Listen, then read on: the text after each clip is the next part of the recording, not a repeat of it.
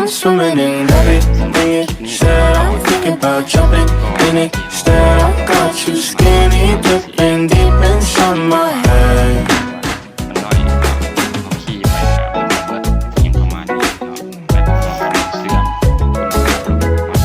ฝากเลยเนาะสำหรับมันไปที่มีรถทีมวิวฟ้าเนาะจากวิวฟ้า Listen the way you touch me. I don't know much about love, but I keep on checking my phone to see when you're home or when you want me to pull up. But one and the same. You got me caught in the days. I love it when you say my name real slow. All my love is yours. I'm swimming in it instead. I'm thinking about jumping in it instead. I got you skinny dipping deep inside my head. I'm swimming in it instead. I'm thinking about jumping in it instead. I got you skinny dipping deep inside my head. Inside my head. แบตเตอรี่แพงได้เนาะช่วงนี้ถ้าว่าเขาดูแลรักษาแบบนี้เนาะฟื้นฟูแบบนี้เสียเงินหลักแสนเนาะแสนกีบประมาณนี้เนาะแต่ถ้าเขาไปซื้อใหม่ล้านกีบ2 ล้านกีบ3 ล้านกีบเนาะแล้วแต่แบบสำหรับรถที่ไฟฟ้าแบบขนาดนี้ I think that you could have it. ชุดหนึ่ง4 ลูกเนาะแต่ว่าเป็น Everything you do,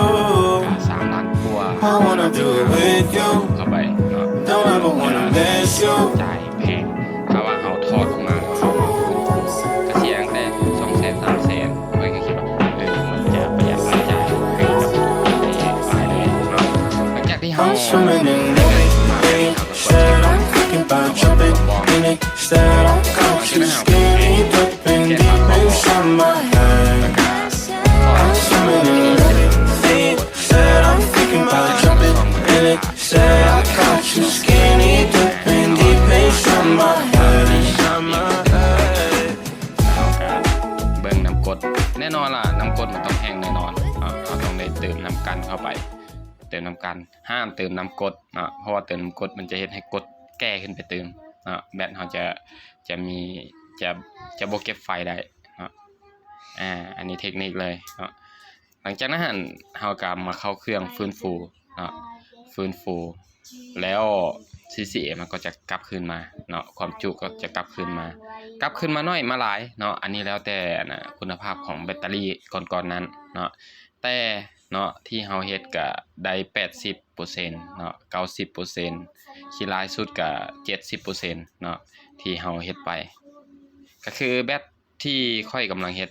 ในตอนนี้CCA อยู่ที่80 85CCA อยู่ที่85 90CCA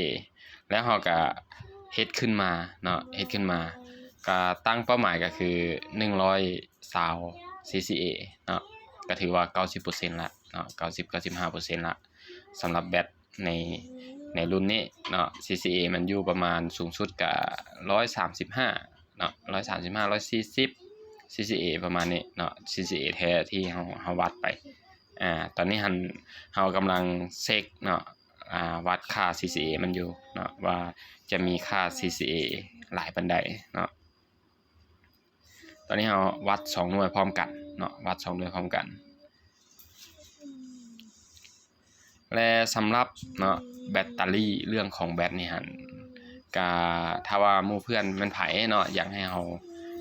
เข้าไปกดเช็คให้หรือจะฝากมาให้เฮาทำการฟื้นฟูให้แบบนี้ก็สามารถที่จะฝากมาได้ตามเบอร์ที่เฮาขึ้นอยู่ข้างเทิงก็คือซื้อเลยโอเล่สร้างมหาชนก็เฮ็ดขึ้นมาเพื่อที่จะตอบสนองให้คนที่ใช้แบตเตอรี่ส่วนใหญ่บ่ต้องสิ้นเปลืองเงินหลายประหยัดรายจ่ายขึ้นเพราะว่าเศรษฐกิจในช่วงนี้ประหยัดได้ส่ำใดก็ดี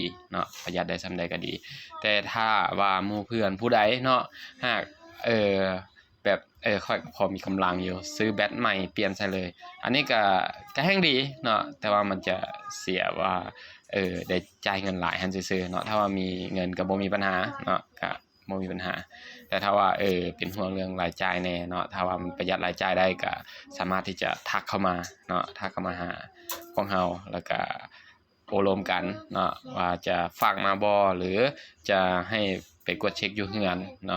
แบบนี้ ส่วนตัวนี้เนาะก็เป็นเครื่องฟื้นฟูเนาะแบตเตอรี่ที่เฮาสั่งเฮ็ดขึ้นมาเนาะสั่งเฮ็ดขึ้นมาตัวนี้หันสามารถฟื้นฟูแบตเตอรี่200-300 แอมป์ได้เลยเนาะสบายเลยเนาะตอนนี้เฮากำลังทำการฟื้นฟูเนาะทำการฟื้นฟูแล้วพอฟื้นฟูแล้วเราจะเฮ็ดอีกคลิปหนึงเนาะว่ามันได้ CCA หลายปานใดเนาะแบบนี้ฮะเนาะมันเพิ่ม